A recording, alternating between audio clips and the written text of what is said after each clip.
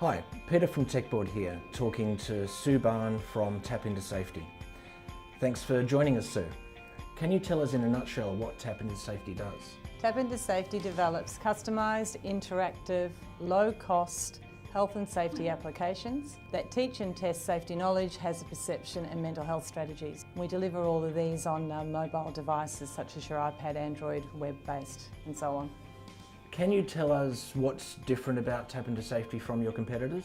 Well, I have to actually tackle that in two ways because we've just formed another division of Tap Into Safety because the market has literally asked us to do this. So we look at both mental health and safety. Our platform's so versatile that we're able to cut straight over to mental health with our safety applications. What makes the safety ones different from our competitors is that we use 360, 180 degree panoramic photographic shots of a workplace, and we have the user or the worker working in those environments which are almost virtual. We then use gaming techniques to set up competitions and teach how to work safely in those hazardous environments. The other thing we do though, and this is where we've moved over into the mental health early intervention applications, is that we use animation to tackle issues that are causing mental health problems. For example, cyberbullying, sexting, self-harm, etc. And that animation makes a really sensitive subject really palatable for the end user. So how's the market responding to your offering? Market's responding really quite well. We're in a very poor economy, as we'd all agree at the moment, particularly WA, with mining and construction, or mining and oil and gas not doing well, and construction now following. We thought we would be a mining company, and everyone thinks Tap Into Safety works in mining, but actually we work in roads construction, civil construction, utilities, and those areas with the safety applications.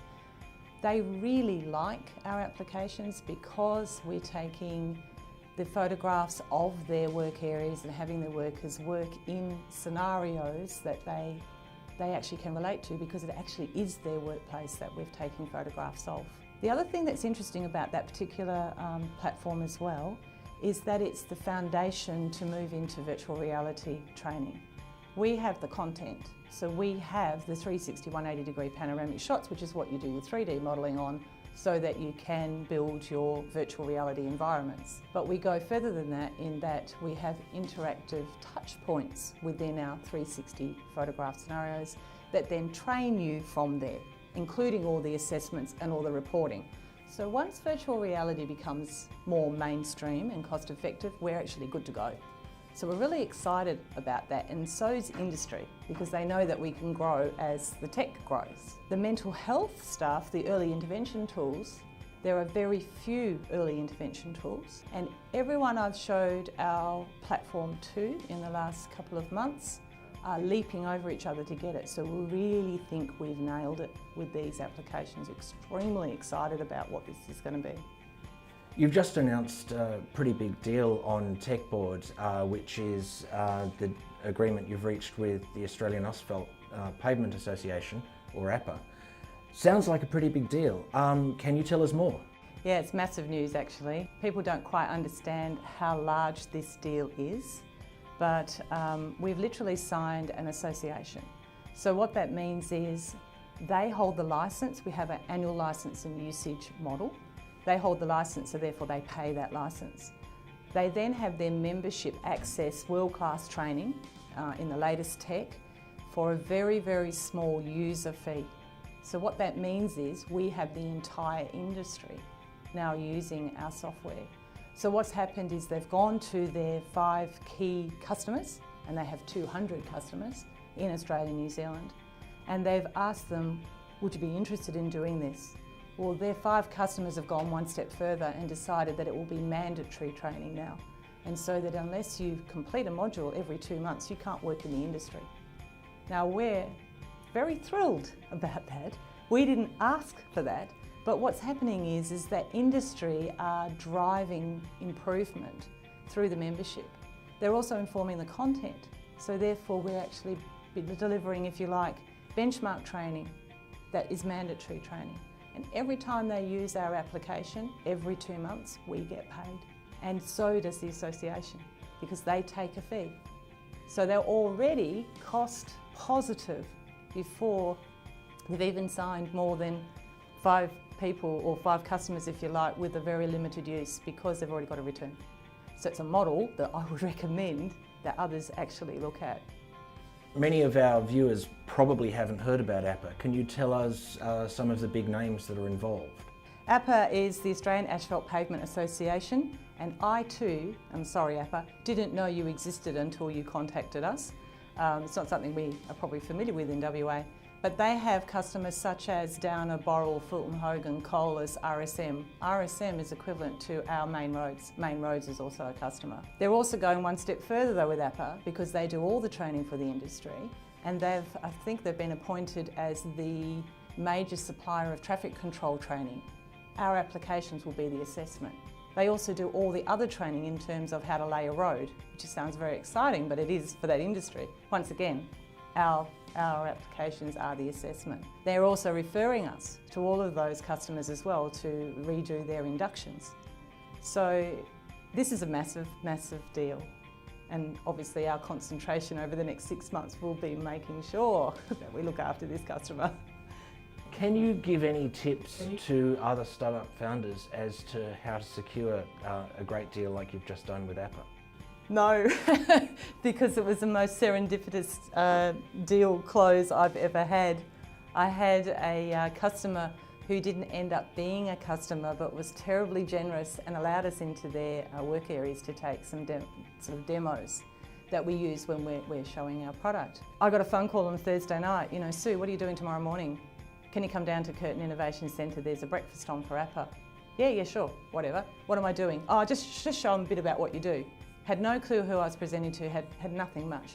Tried to put the presentation on the laptop and put it on the big screen after a breakfast with all the bacon and egg dishes everywhere to 2 people, which was dreadful, trying to do a big presentation to 2 people in a massive room. It's terrible. So I abandoned it, pulled out the iPad and just showed them what we had. By the time she got to the airport, we had a deal sorted, text messages, license agreements in place. How do you do that again? I don't know. All I know is if we actually produce, and when we produce a decent case of what actually happens here, the impact, etc., that is something we can go to every other association with.